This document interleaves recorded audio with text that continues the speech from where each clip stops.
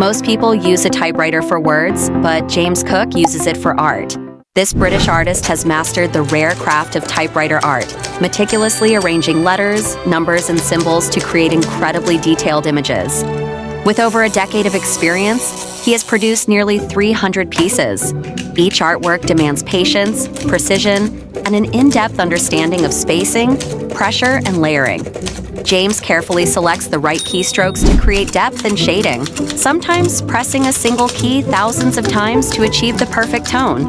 His process blends technical mastery with artistic vision, proving that even an old machine can produce breathtaking modern art.